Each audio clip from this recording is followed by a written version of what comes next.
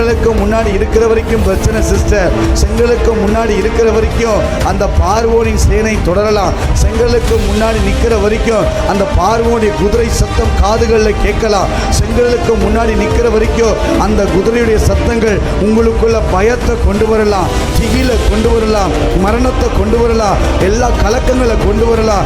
அலைந்து திரிந்து நீங்க ஓடலாம். இன்னைக்கு கர்த்தர் சொல்றாரு, எப்பா நீ நில்லுப்பா, இன்னைக்கு நின்று கொண்டு கர்த்தர் செய்யும் ரட்சிப்பை காண்பீர்கள்.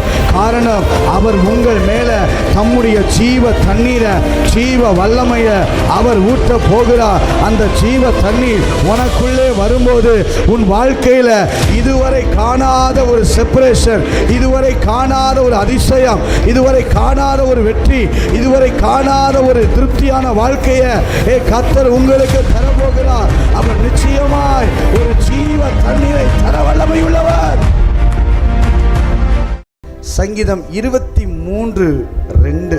அவர் என்னை புல்லுள்ள இடங்களில் மேய்த்து, அவர் என்னை புல்லுள்ள இடங்களில் மேய்த்து, அமர்ந்த தண்ணீர் அண்டையில் என்னை கொண்டு போய் விடுகிறார். சொல்லுங்க பாப்போம். அமர்ந்த தண்ணீர் அண்டையில், அமர்ந்த என்னை கொண்டு போய் விடுகிறார். என்னை கொண்டு போய் அமர்ந்த தண்ணீர் அண்டையில், அமர்ந்த தண்ணீர் என்னை கொண்டு போய் விடுகிறார். என்னை கொண்டு போய் விடுகிறார். ஹல்லேலூயா சொல்லுங்க பாப்போம். ஹல்லேலூயா. நல்லா கவனிங்க.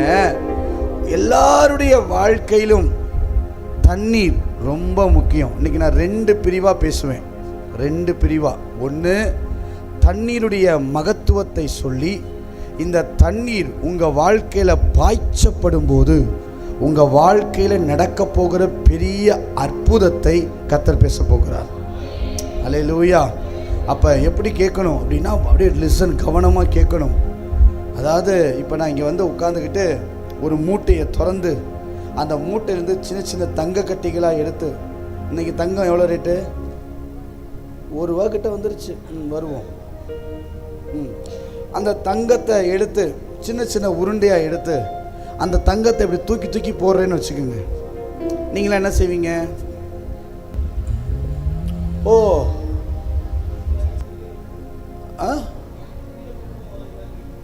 நான் கையில் கொடுத்தா தான் வாங்கி நான் இப்படி தூக்கி தூக்கி போடுறேன். இந்த இப்படி போடுறேன், இந்த இப்படி போடுறேன், இந்த இப்படி போடுறேன், இந்த இப்படி போடுறேன்னு வச்சுக்கோங்க.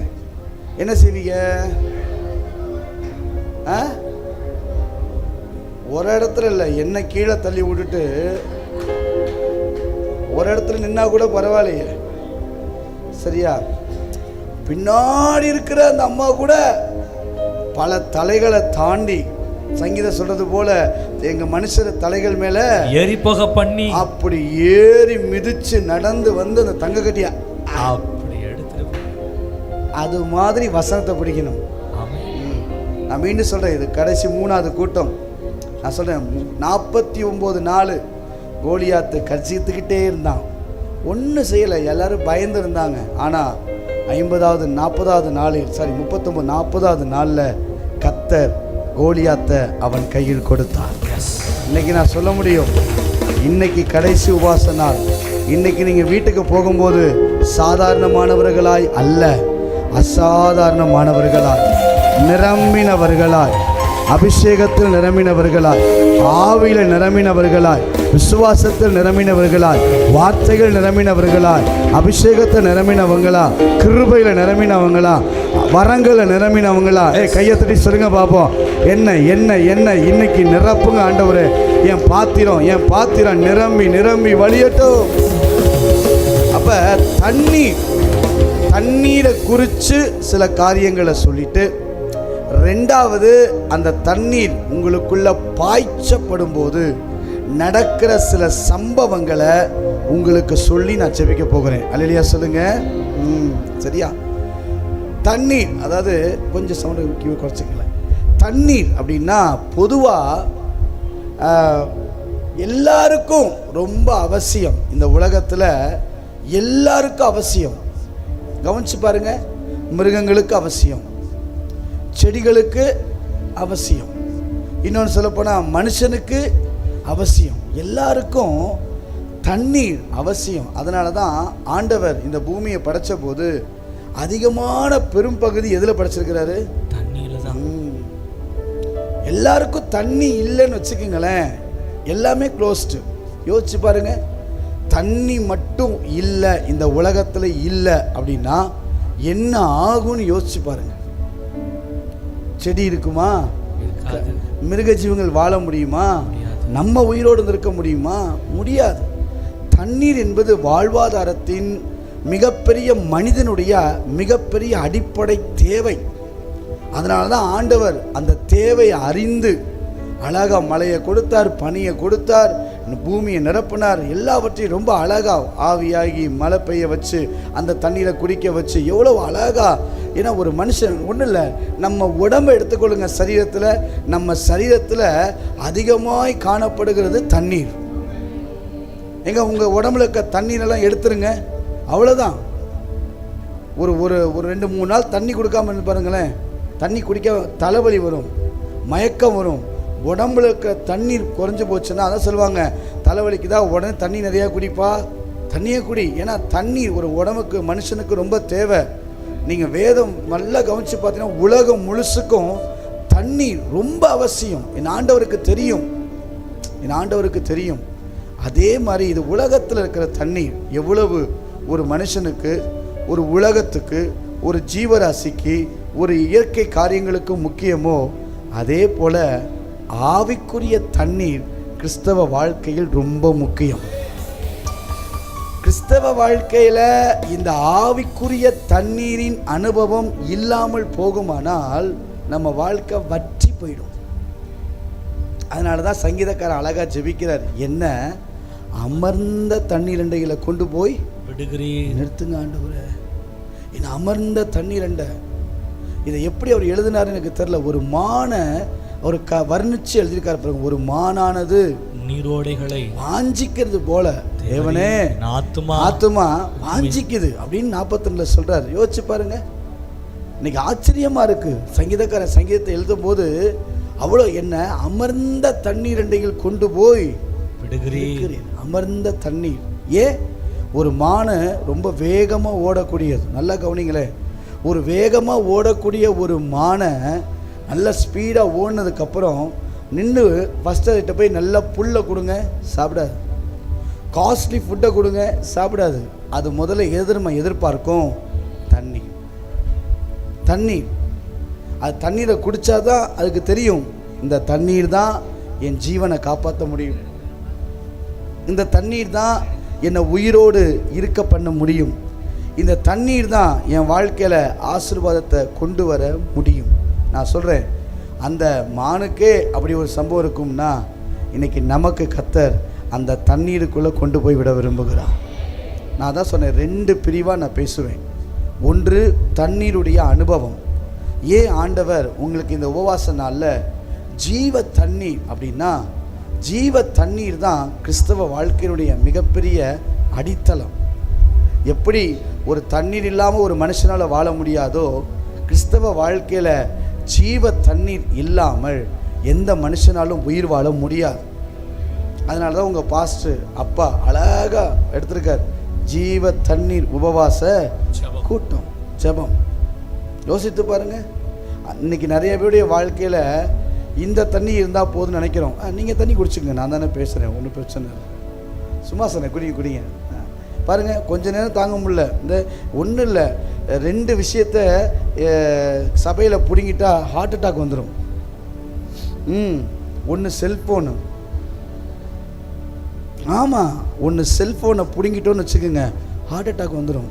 2வது வாட்டர் கேனு. ஏன்னா நம்ம தூக்கத்தெல்லாம் அப்பப்போ சரிப்படுத்துறது எது?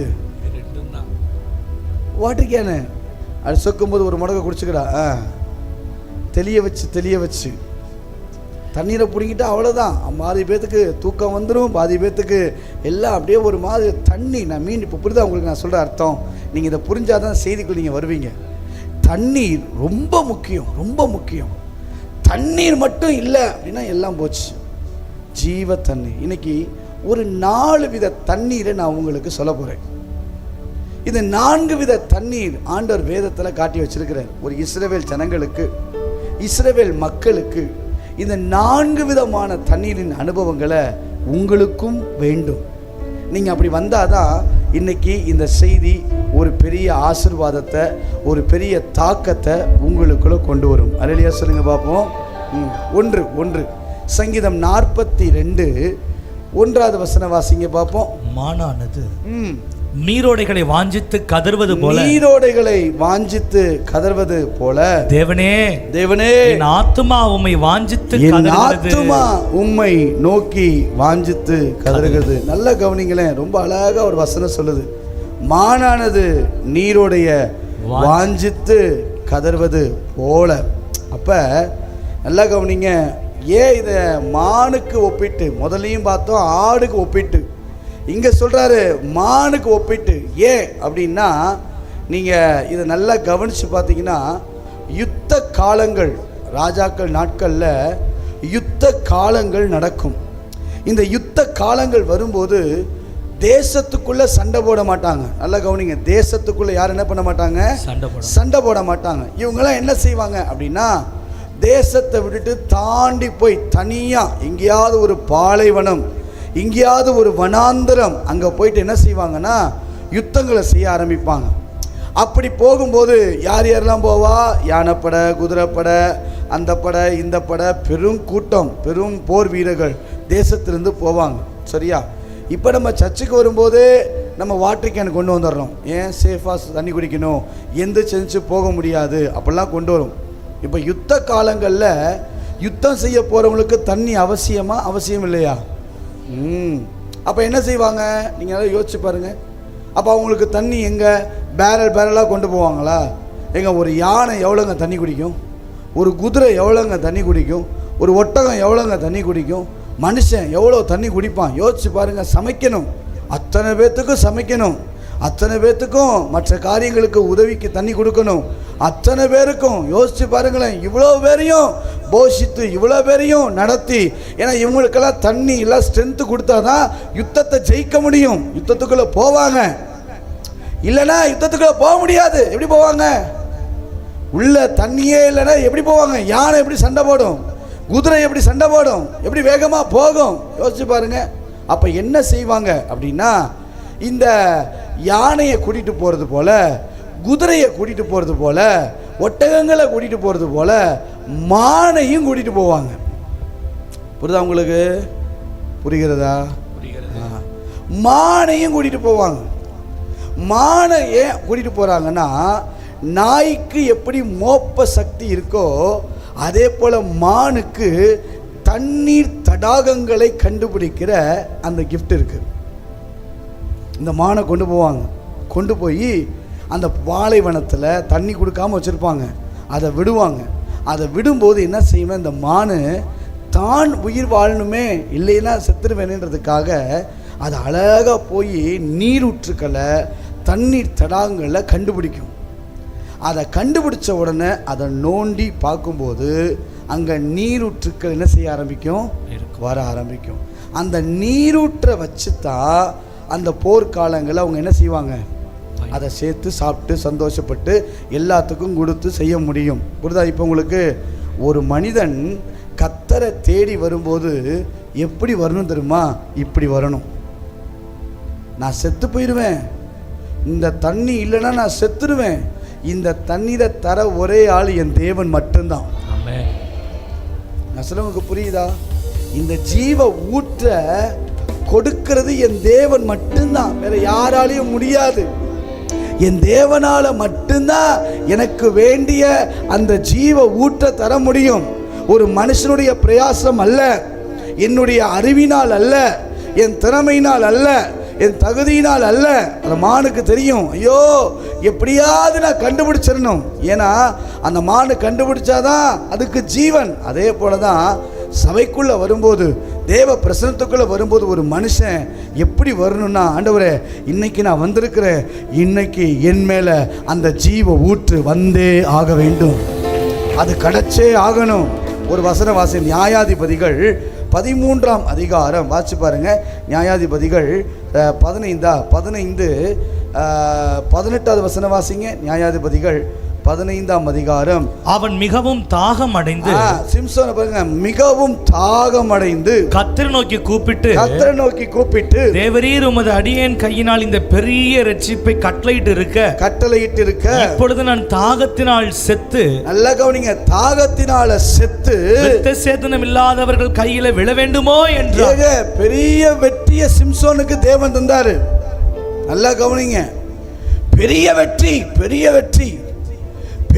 வெற்றியை கர்த்தர் கொடுத்திருக்கிறாரு. அங்க பாருங்க, பெரிய ரட்சிப்பை கட்டளையிட்டு இருக்க, எனக்கு நீங்க கொடுத்திருக்கிற வெற்றி பெருசு.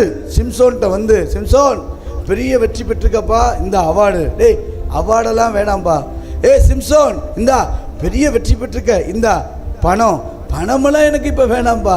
சிம்சோன், நீ பெரிய வெற்றி பெற்றிருக்க, அதனால இந்த உனக்கு ஒரு பெரிய பாராட்டு விழா, பணம், ஆஸ்தி, அந்தஸ்து, பதவி எல்லாம் இருக்கட்டும்பா.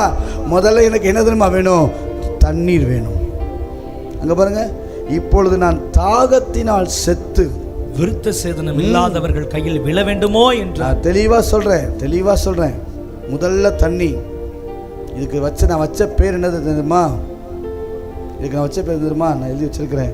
அதாவது சாட்டிஸ்ஃபைடு சோல் வாட்டர், ஆத்துமாவின் திருப்திக்கான தண்ணீர்.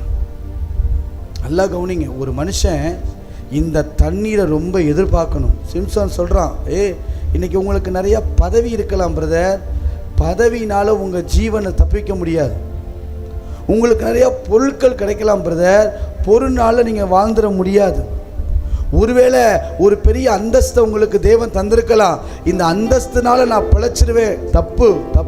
ஏன்னா இங்க பாருங்க, சிம்சோன் சொல்ற, பெரிய ரட்சிப்பை கட்டளையிட்டீரே, எனக்கு பெரிய ஜெயத்தை தந்தீரே, ஆனா இந்த ஜெயத்தை விட, இந்த பணத்தை விட, இந்த வெற்றியை விட, இந்த புகழை விட இப்ப எனக்கு தேவை தாகம் தீர்க்கிற தண்ணீர். அதை யார்கிட்ட கொடுக்க முடியும்னா என் ஆண்டவர் மட்டும்தான் கொடுக்க முடியும். ஆமென். இங்க பாருங்க, அவன் கேட்குறான், ஐயோ ஆண்டவரே, கர்த்தரை நோக்கி கூப்பிட்டு, ஏன்னா அவனுக்கு தெரியும் இந்த வெற்றி இந்த தாகத்தை தீர்க்க முடியாது.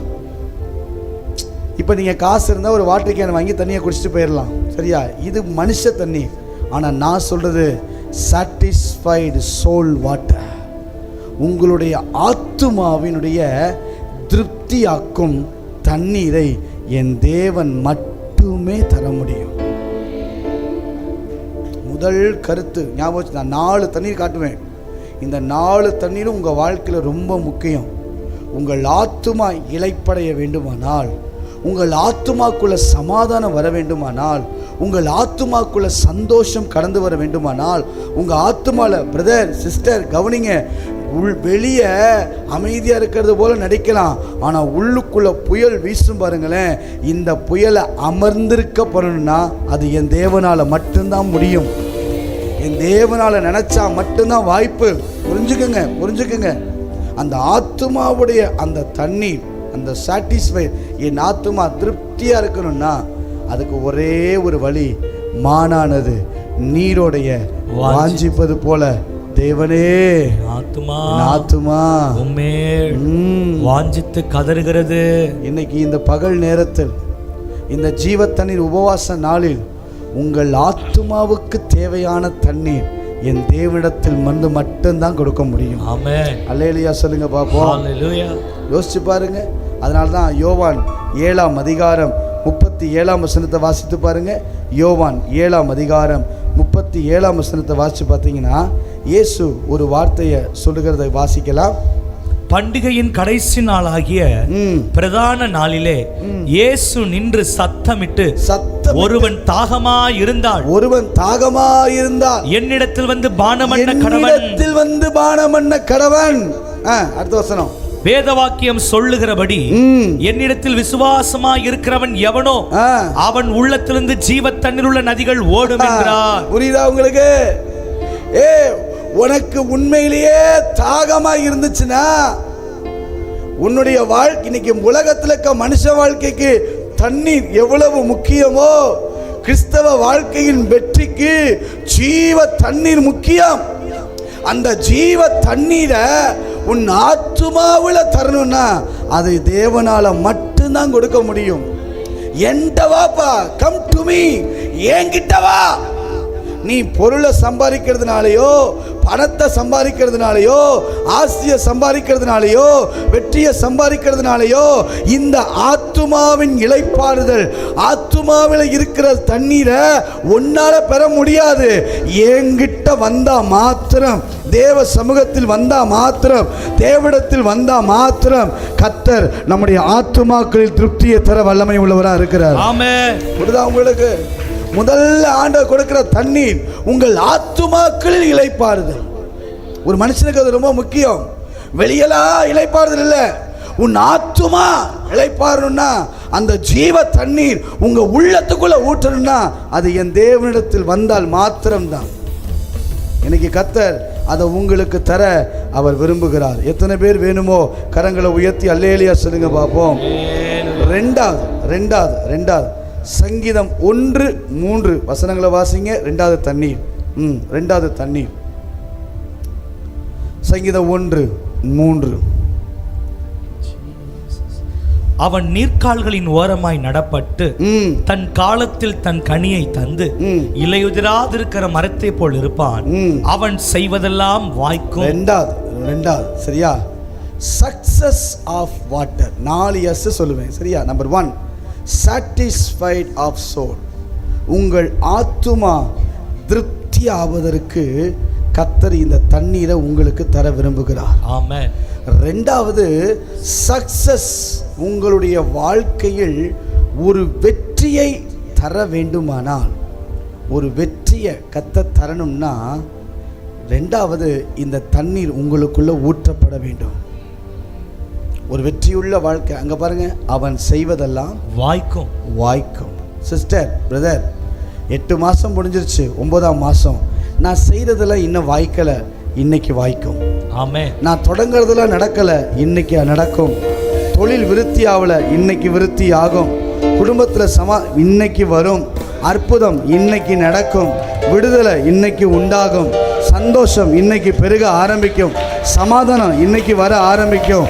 நீங்க செய்வது எல்லாவற்றையும் அவர் வாய்க்க பண்ணுவார். காரணம், இந்த ஜீவ தண்ணீர் எனக்குள்ள ஒரு சக்சஸ் ஆஃப் லைஃப், ஒரு மிகப்பெரிய வெற்றியின் வாழ்க்கைக்கு நேராய் கர்த்தர் நம்மை கொண்டு போக வல்லமை உள்ளவர். நல்லா கவனிச்சுங்க.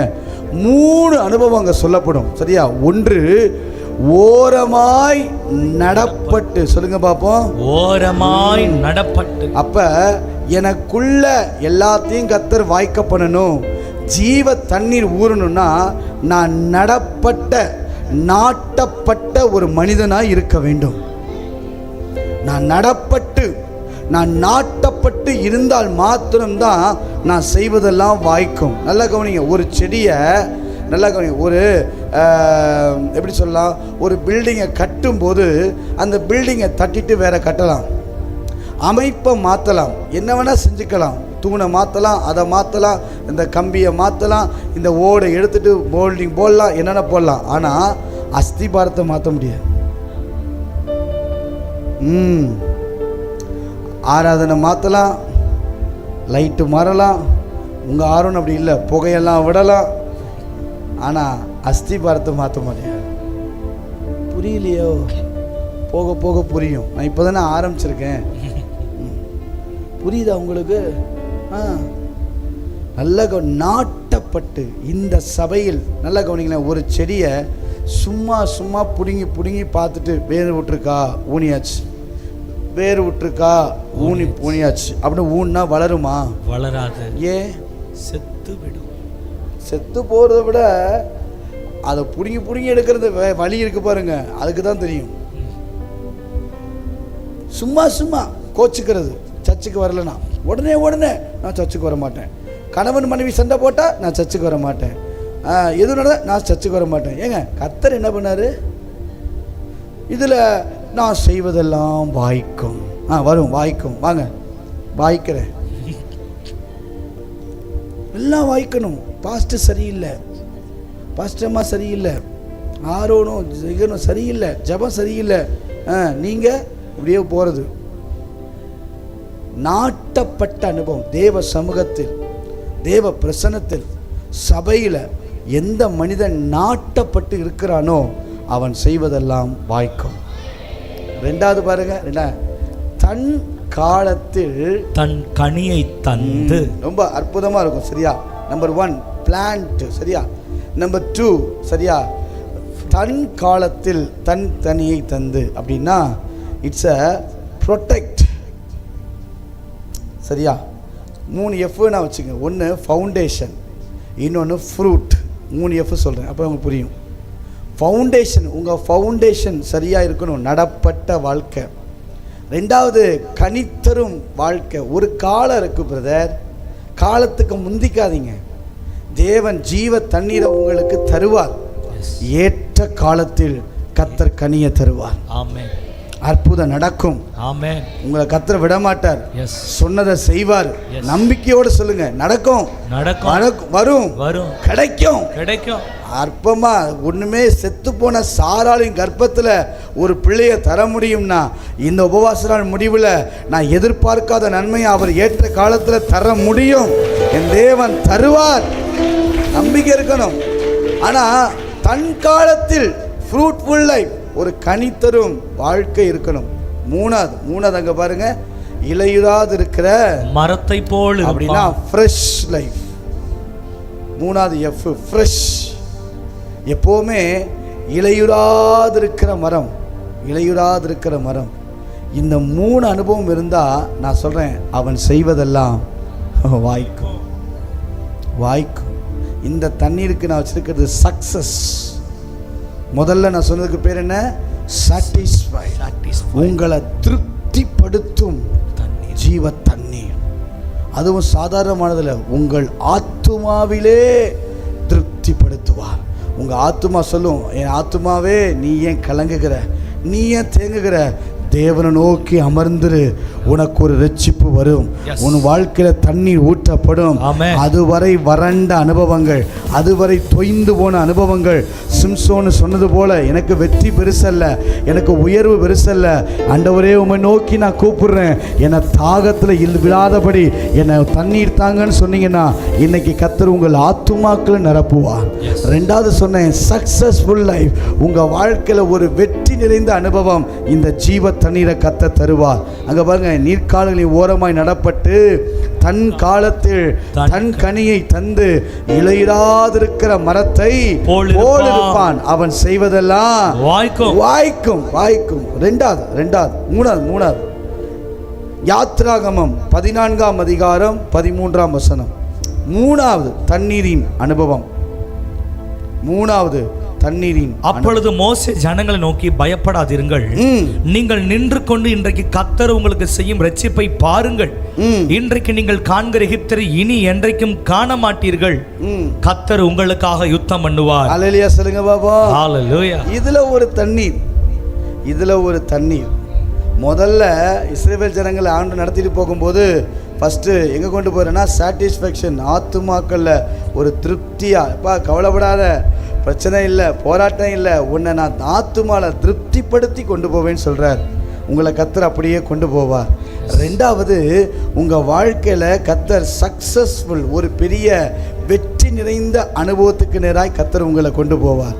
மூன்றாவது ரொம்ப அற்புதம், செப்பரேஷன் ஆஃப் வாட்டர். அதாவது separation of world, separation of மற்ற என்னென்ன போட்டுங்க, உங்களுக்கு செப்பரேஷன் போட்டுக்கோங்க.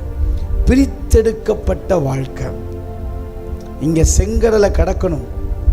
செங்கடலை கடந்தாதான் ஒரு ஆசீர்வாதம். அங்கே சொல்கிறாரு, இனி நீ எகிப்தியனை காண்பது இல்லை. இத்தனை வருஷம் எகிப்தியனுடைய நீ வாழ்ந்த, இத்தனை வருஷம் எகிப்தியனுடைய நீ இருந்த, இத்தனை வருஷம் எகிப்தியனுடைய நீ கஷ்டப்பட்ட, இத்தனை வருஷம் எகிப்தினுடைய வேதனைகள் உன் வாழ்க்கையில் வந்தது. உனக்கு தெரியுமா, இன்னைக்கு நான் உனக்கு ஜீவ தண்ணீரை தரப்போறேன். இனிமேல் உன் வாழ்க்கையில் எகிப்தியனை காண்பது இல்லை. இனி உன் வாழ்க்கையில் அற்புதம் நடக்க போகுது. உன்னை செங்கடல் வழியா பிளந்து கொண்டு போக போறேன். இந்த தண்ணீரை நீ கடந்து போகும்போது உனக்கு ஒரு செப்பரேஷன், நீ பிரித்தெடுக்கப்பட்ட அனுபவத்துக்கு நேராக கர்த்தர் இந்த காலை நேரத்தில் உங்களை கொண்டு போக விரும்புகிறார். அல்லேலூயா சொல்லுங்க பாப்போம். நல்லா கவனிங்க, நல்லா கவனிங்க. 3 அர்த்தம் முக்கியமானது. 1, ஆத்துமாவில கர்த்தர் உங்களை திருப்திப்படுத்த விரும்புகிறார். 2வது, சக்சஸ்ஃபுல் லைஃப், ஒரு நல்ல வெற்றி நிறைந்த வாழ்க்கையை ஜீவ தண்ணீர் தான் கொடுக்க முடியும். இந்த தண்ணீரை என் ஆண்டவர் தான் தர முடியும். 3வது எஸ், செப்பரேஷன், பிரித்தெடுக்கப்பட்ட அனுபவம். உலகத்தோடு இருந்திருக்கலாம், கட்டுக்களோடு இருந்திருக்கலாம், வியாதியோடு இருந்திருக்கலாம், பிரச்சனையோடு இருந்திருக்கலாம், போராட்டங்களோடு இருந்திருக்கலாம், உபத்திரவங்களோடு இருந்திருக்கலாம், கூக்குரலோடு இருந்திருக்கலாம், கண்ணீரின் அனுபவத்தோடு இருந்திருக்கலாம். இன்னைக்கு ஆண்டவர் சொல்றாரு, செங்கடல் வந்துட்டீலப்பா, பின்னாடி வர எகிப்தை பார்க்காத, பின்னாடி வருகிற போராட்டங்களை பார்க்காத, உன்னை நான் செங்கடலை கடக்க போறேன், இந்த தண்ணீரை கடக்க பண்ண போறேன்.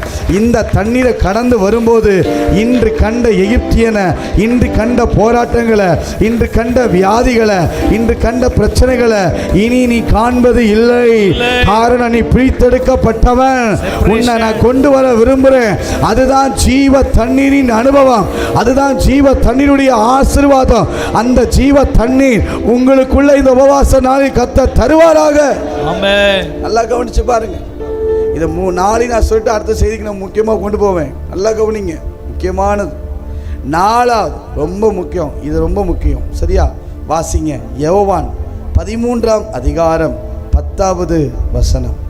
யோவான் 13ஆம் அதிகாரம் 10வது வசனம். இயேசு அவனை நோக்கி முழுகிறவன் தன் கால்களை மாத்திரம் கழுவ வேண்டியதாய் இருக்கும், மற்றபடி அவன் முழுவதும் சுத்தமாய் இருக்கிறான், நீங்களும் சுத்தமாய் இருக்கிறீர்கள், ஆகிலும் எல்லாரும் அல்ல என்றார். சான்டிஃபிகேஷன், பரிசுத்தமாக்கும் ஜீவ தண்ணீர். இந்த 4 அனுபவத்தை கர்த்தர் காலில் கொடுத்தார். நான் எழுதிட்டு வந்தேன். 1, உங்களை ஆத்துமாக்களில் திருப்திப்படுத்தும் ஜீவ தண்ணீர்.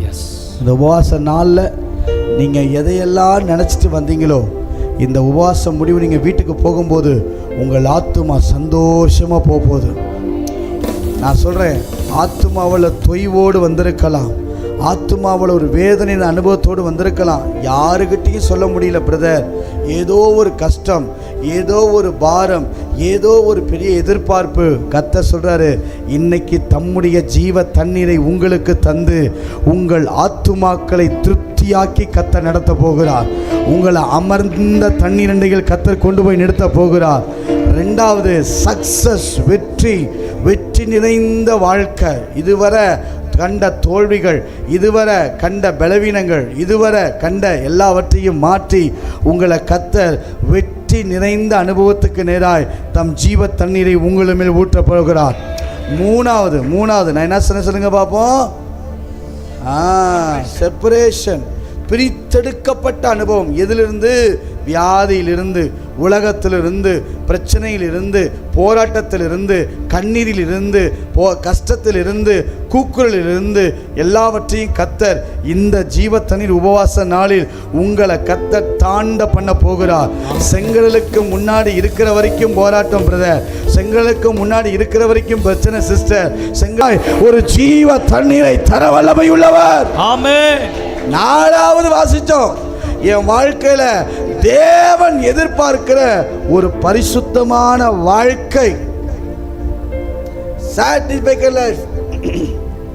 யோசித்து பாருங்க, ஒரு பரிசுத்தம் நிறைந்த ஒரு வாழ்க்கை, பரிசுத்தம் நிறைந்த வாழ்க்கை. நான் பரிசுத்தர் ஆகையால் நீங்களும் பரிசுத்தராயிருங்கள். எப்பா நான் மட்டும் இல்ல, நீயும் பரிசுத்தமா வாழணும். இன்னைக்கு அந்த ஜீவ தண்ணீர் உங்கள் மேலே ஊற்றப்படும் போது நான் சொல்கிறேன், இதுவரை இருந்த எல்லா பாவ கரைகள் மாறி, நல்லா கவனிங்களேன், அதான் இப்போ எடுப்பேன், கொஞ்ச நேரத்தை எடுப்பேன் பாருங்கள். அந்த கரைகள் எல்லாம் மாறி உங்கள் வாழ்க்கையில் ஒரு அற்புதத்தை கர்த்தர் செய்ய போகிறார். ஒரு நதி பாய போது, ஒரு நதி பாய போது. இதான செய்தியுடைய தலைப்பு, நதி பாய போது. நதி பாய அந்த போது, ஜீவ நதி பாய போது. ஜீவ நதி பாய போது. இதுவரை இல்லாத அளவு, எஸ் ஏங்க இதுவரை இல்லாத அளவு Amen. ஒரு ஜீவ நதி. கையை தட்டி நதி பாய்கிறது. கரங்களை தட்டி சொல்லுங்க, என் மேல என் மேல என் மேல என் மேல. இன்னைக்கு அந்த சக்சஸ்ஃபுல், அந்த வெற்றி நிறைந்த வாழ்க்கை ஆத்துமாவில பலன் எனக்கு உண்டாகட்டும். கேளுங்க பாப்போம். ஆண்டவரே, எனக்குள்ள அந்த ஜீவ தண்ணி, அந்த ஜீவ நதி, அந்த ஜீவ காரியம் எனக்குள்ளே பாய்வதாக. அல்லேலூயா, ஹalleluya. அந்த ஜீவ நதி பாயும் போது என்ன நடக்கும், அதைத்தான் இன்னைக்கு சொல்லி நான் செபிக்க போகிறேன். அல்லேலூயா சொல்லுங்க. ஃபர்ஸ்ட் செக்ஷன்ல வாசிங்க பார்ப்போம். யோவான் 7:38 வேகமா வாசிங்க. இங்க பாதி, அடுத்த நான் செக்ஷன்ல பாதி. வேத வாக்கியம் சொல்லுகிறபடி என்னிடத்தில் விசுவாசமா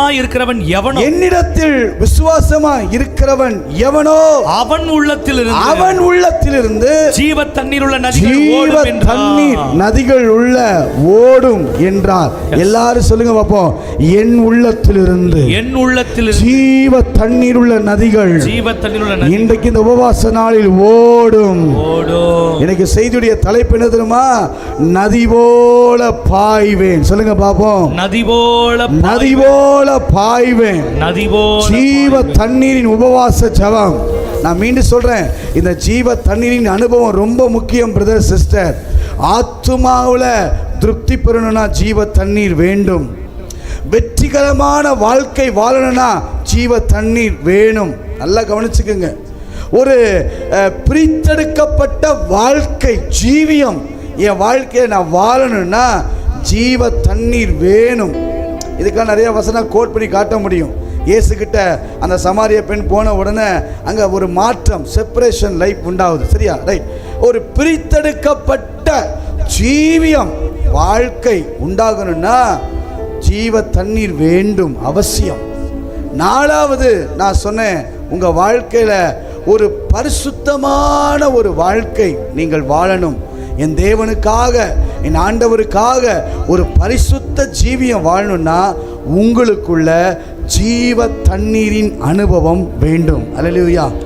இந்த அனுபவம் எப்படி மாறணும் அப்படின்னா, அவன் உள்ளத்திலிருந்து எப்படி பாருமா ஜீவ நதி பாயும். சொல்லுங்க பாப்போம்.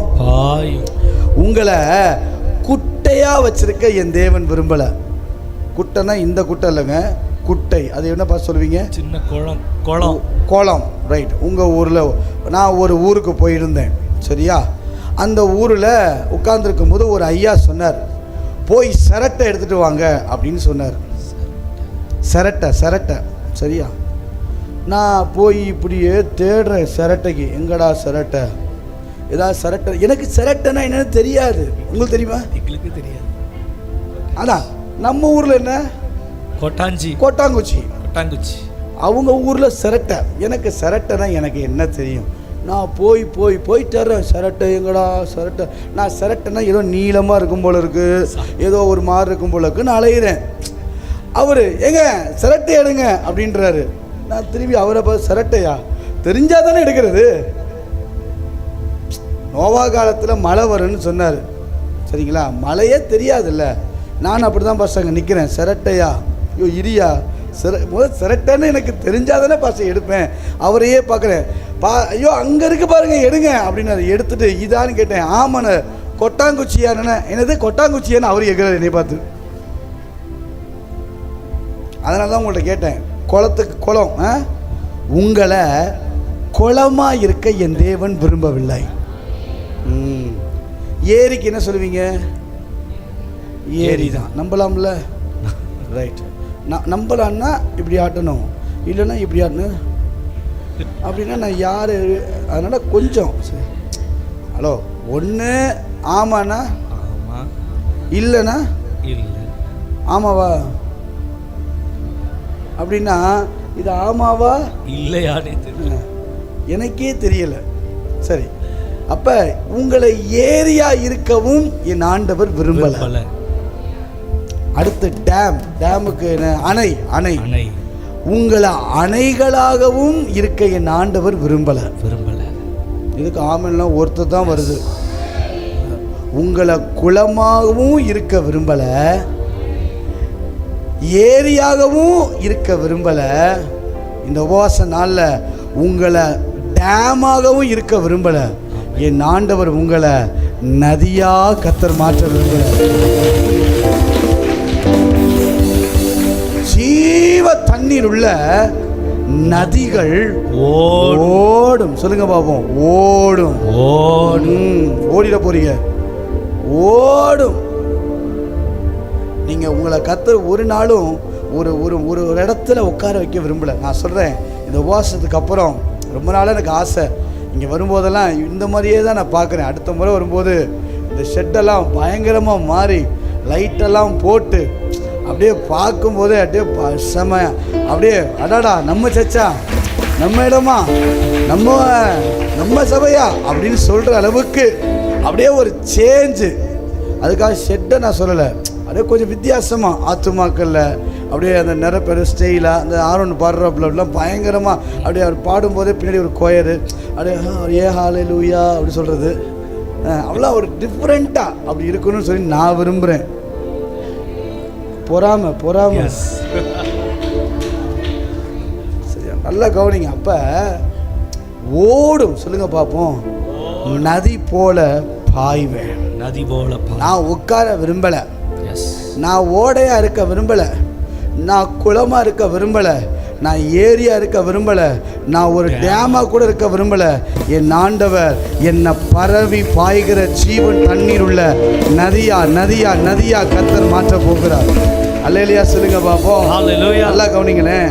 அதாவது இயேசுவை பிடிச்ச போது அங்க மல்குஸ் காதை பேதுரு வெற்றார். ஆண்டு சொல்றாரு, எப்பா அவசரப்படாத, டபக்குன்னு பாயிற நதி போல, இதெல்லாம் உணர்ச்சி வசம். உட்கார். பேதுரு இப்போ பாருங்க, நான் சொல்லும் போதெல்லாம், அதாவது இப்போலாம் மெசேஜ் கொடுத்ததுக்கப்புறம் மனசுக்குள்ளே ஏதாகிலும் செய்யணும். எங்கே பாஸ்டர்? டீ பிரேக் வரைக்கும்.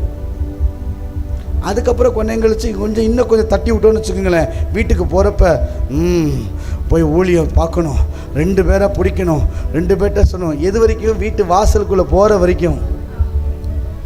வீட்டு வாசலுக்குள்ளே போனதுக்கப்புறம் பழைய குருடி கதவை திறடி, அதெல்லாம் தெரியும். வசனம் தெரியுதோ இல்லையோ யோசித்து பாருங்க. அப்படியே லைஃப் மாறிடுது. மறுபடியும் ஒரு உயிர்மீச்சு கூட்டம், மறுபடியும் பாஸ்டர் தேவ சமூகத்தில் இருந்து ஜீவ தண்ணீர் உபவாச ஜெபம். இப்போ தண்ணீர் ஜீவன் உபவாச ஜெபம். பாவம், அவர் தான் எவ்வளோ டைட்டில் கொடுப்பாரு இதுக்கு. ஆமேனா? உங்களை எப்படியாவது கொண்டு வரணுன்ற விருப்பம், ஒரு வாஞ்ச. ஏன்? உங்களை நதியா ஓட வைக்கணும். மல்குஸ் காதை பேதுரு வெட்டின உடனே இருப்பா, அவசரப்படாத, அப்ப தடுத்து நிறுத்தினார். ஆனால் இன்னொரு நாள் வந்தது. பெந்தகோஸ்தே நாளில் என் ஆவியானவர் ஊற்றப்பட்ட பிறகு அதே பேதுரு எழும்பி நின்று, ஓ என் தேவன் இயேசு கிறிஸ்துவை கொன்ற நீங்கள்னு சொல்லும்போது அங்கே பாய்ந்தது தான் ஜீவன் நதி. இன்னைக்கு நான் சொல்கிறேன், இதுவரை இல்லாத அளவு ஒரு பெரிய தாக்கத்தை உங்களை கொண்டு கத்த செய்ய போகிறார். 5 காரியம் ஃபஸ்ட்டு செக்ஷனில் சொல்லுவேன், அடுத்த 4 காரியம் செகண்ட் செக்ஷனில் சொல்லுவேன். முதல் செக்ஷனில் நதி பாயுமானால் என்ன நடக்கும், அதை தான் எனக்கு சொல்ல போகிறேன். நல்லா கவனிச்சு. நதி, நான் ஒரு ஜீவ நதியாய், நான் சொல்கிறேன், என் ஆத்துமா களி கூற வேண்டும், சக்ஸஸ்ஃபுல் வாழ்க்கை வரணும், இன்னொன்று என் வாழ்க்கைக்கு இதெல்லாம் மாறணும். 4 காரியம். நான் நதியாக பாயணும்னா இந்த நதி பாய்ந்தால் என்ன நடக்கும்? 5 காரியம் வேகமாக சொல்லுவேன், டக்குன்னு பிடிச்சுக்கணும். அல்லேலூயா சொல்லுங்க பார்ப்போம். 1, வழி ஏற்படுத்தி பாய்வது நதி அல்ல. நல்லா கவனிச்சுக்க, எழுதுறதுனால சொல்றேன். வழியை ஏற்படுத்தி பாய்வது நதி அல்ல. நதி பாயும் இடமே வழியாய் மாறும். ஆமென். புரியுதா புரியலையா? நீங்க நதியா மாறினால், நீங்க நதியா விட்டு கொடுத்தால், இப்போ அடுத்த செக்ஷன் நான் எடுப்பேன், நதி பாயினா என்ன செய்யணும். நீங்க நதியா பாய விரும்பினா, நான் சொல்ல நல்லா புரிஞ்சுக்குங்க, நதிக்கு வழி அவசியம் இல்லை. நதி வரேன்பா, தண்ணி வரேன்பா, அதனால நல்லா செங்கல்லாம் அடுக்கி நல்லா பெயிண்டெல்லாம் அடித்து நல்லா நீட்டாக எங்கள் ஒசூருக்கு மூக்காசனி வந்தார், எங்கள் ஒசூரே மாறுச்சு. அதுபோல் அப்படி நான் நதி வரேன் அதனால் எல்லாத்தையும் சுத்தம் பண்ணி எனக்கு ஒரு பாதையை ஏற்படுத்தி எனக்கு ஒரு எல்லையை வச்சு அப்படிலாம் வைப்பா அப்படிலாம் நதி சொல்லாது. ஏன்னா நதி போகிற இடமே பாதையா மாறும். ஆமென். நீ நதியா மாறினால், ஜீவ தண்ணீருடைய நதியாய் மாறினால் என்ன நடக்கும் தெரியுமா?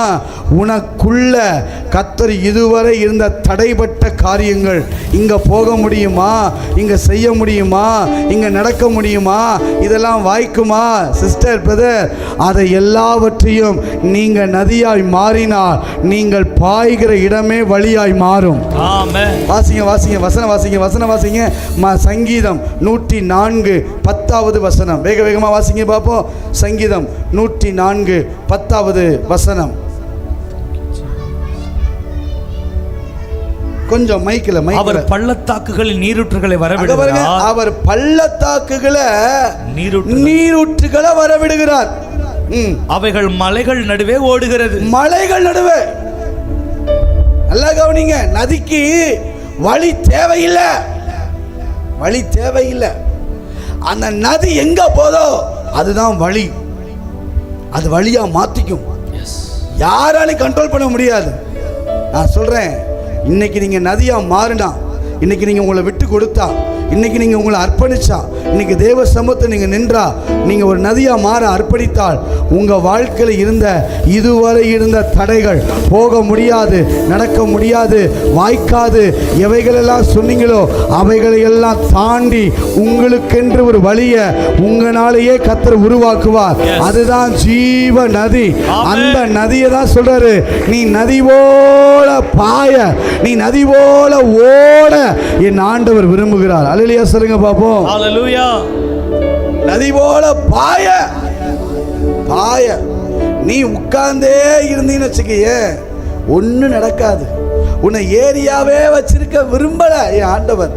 உன்னை குட்டையாகவே வச்சிருக்க என் ஆண்டவர் விரும்பல.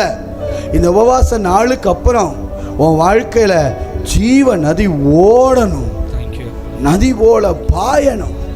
நீ பாஞ்சு, நான் சொல்கிறேன், நீங்கள் பாஞ்சிங்கன்னா உங்கள் தெருவில் எதெல்லாம் நீங்கள் முடியாதுன்னு நினச்சிங்களோ நீங்கள் பாஞ்சா அங்கே ஒரு வழியை கத்த தருவார். ஆமென். இதுதான் உங்களுக்கு. நான் சொன்னால் கேட்க மாட்டான். யார் சொன்னா? நீ பாய ஆரம்பி, அங்கே ஒரு வழியை கத்த தருவார். இந்த பகுதியை கத்தர் உங்களுக்கு ஒரு வழியாக மாற்றி தருவேன்னு சொல்கிறார். உபவாச நாட்களுக்கு அப்புறம் நான் சொல்ல முடியும், இதுவரை நீங்கள் சுவிசேஷம் சொல்ல முடியாத இடங்கள், இதுவரை நீங்கள் போக முடியாத இடங்கள், இதுவரை இந்த இடத்துல ஏதாவது சாதிக்க முடியாத இடங்களில் இந்த ஜீவ தண்ணீர் நாட்களுக்கு அப்புறம் நீங்கள் பாயும் போது அதுவே உங்களுக்கு வழியாய் மாறப்போகுது. அதுவே உங்கள் வாழ்க்கையின் லட்சியமாய் மாறப்போகுது. அதுவே உங்கள் வாழ்க்கையின் துவக்கமாய் மாறப்போகுது. அல்லேலூயா. யோசித்து பாருங்க. இன்னைக்கு அப்படிப்பட்ட தடைகளை தாண்டும் நதியாய் கர்த்தர் மாற்றப் போகிறார். அல்லேலூயா. ரெண்டாவது மேடு பள்ளம் எதுவாய் இருந்தாலும் அதை தாண்டி செல்லும் நதி. மேடு பள்ளம் எதுவாக இருந்தாலும், சொல்லுங்க பாப்போம். மேடு பள்ளம் எதுவாக இருந்தாலும் சரி. சங்கீதம் 84:6 வாசிங்க பாப்போம். சங்கீதம் 84:6. அழுகையின் பள்ளத்தாக்கை உருவ நடந்து, அழுகையின் பள்ளத்தாக்க உருவ நடந்து அதை நீரூற்றாக்கி கொள்ளுகிறார்கள். அல்லேலூயா சொல்லுங்க பாப்போம். 84:6 தங்கம் 6:6. நல்லா கவனிங்க. அழுகையின் பள்ளத்தாக்க உருவ நடந்து அதை நீரூற்றாக்கி கொள்ளுகிறார்கள். மலையும் குளங்களை நிரப்பும். நான் சொல்றேன், நல்லா கவனிங்களேன். ஒரு நதி பாயுதுன்னு வச்சுக்கோங்க. நதி பாயுது, ஒரு தண்ணி போகுது. தண்ணிக்கு மேடு பள்ளம் தடையாக இருக்குன்னு நினைக்கிறீங்களா? நல்லா யோசிச்சுப்பாங்க. வீட்டுக்குள்ளே தண்ணி போகுது, இல்லை தெருவில் தண்ணி போகுது, ஒரு பள்ளம் இருக்குது. அந்த பள்ளத்துக்குள்ளே தண்ணி போயிட்டு, ஐயோ பள்ளம் இருக்குப்பா, பள்ளத்துக்குள்ளே தண்ணி போகாத, உள்ளே உளுந்துருவ. அதனால் சாய்வா போ. அப்படி இருக்கா? இல்லை. மேடு வந்துருச்சுப்பா, மேடு மேலாம் தண்ணி ஏற முடியாது, அதனால் மேட்டை விட்டுட்டு இன்னும் தள்ளி சுருண்டு அப்படியே நவுந்து போ சொல்லுமா? வாய்ப்பில்லை, வாய்ப்பில்லை. ஏன்னா தண்ணீரை பொறுத்த வரைக்கும் மேடும் கிடையாது, பள்ளமும் கிடையாது, தாண்டி போவது தான் நதியுடைய கேரக்டர், தன்மை.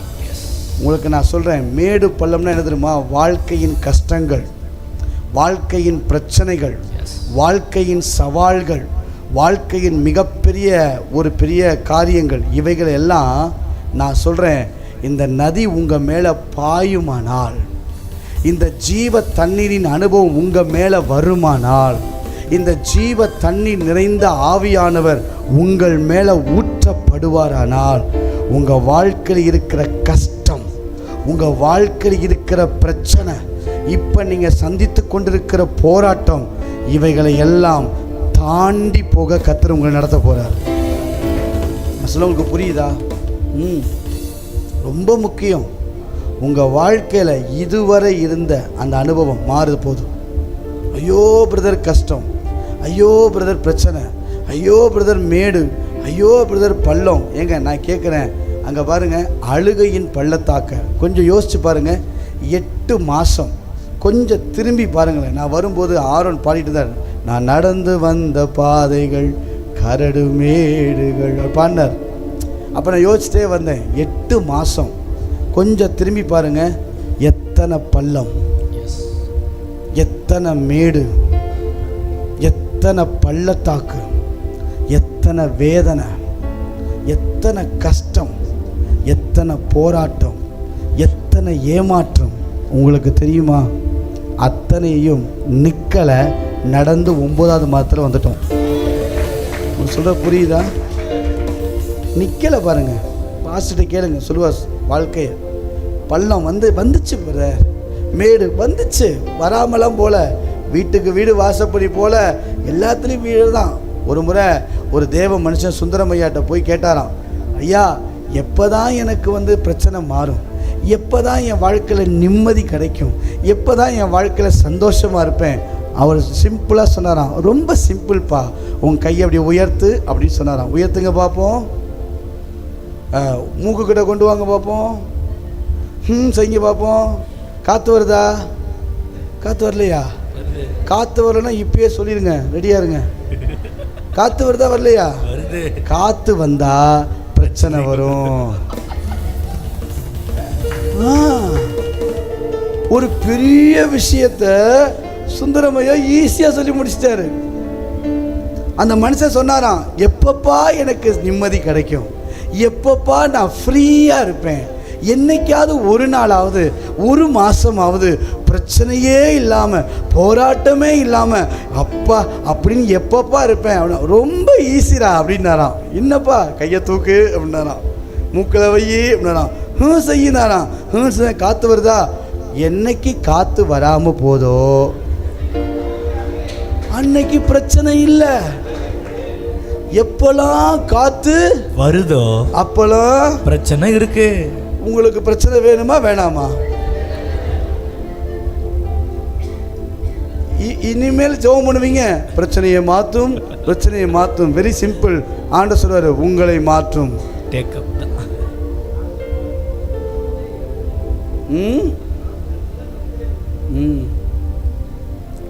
நல்லா கவனிச்சுக்குங்க. சில நேரங்களில் நம்முடைய ஜெபம் கேட்கப்படாமல் இருப்பது நமக்கு ஆசீர்வாதம். நம்பலையா? எத்தனை முறை என்னை எடுத்துக்கொள்ளும், என்னை எடுத்துக்கொள்ளும். இதில் கொஞ்சம் ஞானமாக பாஸ்டர், மாரநாதா சீக்கிரம் வாருமையா அப்படின்னா என்ன அர்த்தம்? போதும்னு அர்த்தம். ஜெபம் கொஞ்சம் மாறி இருக்கு, கொஞ்சம் எக்ஸ்சேஞ்சாக மாறி இருக்கு, அவ்வளோதான். அதாவது மாரநாதா சீக்கிரம் வாருமையா என்ன அர்த்தம்? சீக்கிரம் கிளம்புவோன்னு அர்த்தம். என்னை போதும் எடுத்துக்கொள்ளுங்க அப்படின்னு சொல்கிறத தவிர்த்துட்டு இப்போ கொஞ்சம் ஸ்டைலாக என்ன பண்ணியிருக்கிறோம்? மாரநாதா சீக்கிரம் அழிந்து ஒரு ஆத்மா குறித்து கவலை இல்லை, இன்னும் ரசிக்கப்பட அதை பற்றி கவலை இல்லை, இன்னும் புருஷன் முன்னாடி மாற அதை பற்றி கவலை இல்லை. ஆனால் இவங்க மனசுக்குள்ள என்ன? மாரநாதா சீக்கிரம் அந்த ஜெபத்தெல்லாம் கேட்டிருந்தாருன்னா இன்னைக்கு நானும் என் வீட்டாருமோ வென்றால், நானும் பாஸ்டர் மட்டும்தான் செய்தி கேட்டுட்டு இருப்போம். பல டிக்கெட்டை இப்பயே தூக்கியிருப்பார். இனிமேல் பிரச்சனை வரும்போது பிரச்சனையே வேண்டாம், பிரச்சனையே வேண்டாம் அப்படி ஜெபிக்காதீங்க. இந்த பிரச்சனையை நதி போல பாய்ந்து தாண்டி செல்லும் அனுபவத்துக்கு நேராக கர்த்தர் என்னை கொண்டு போவாராம்.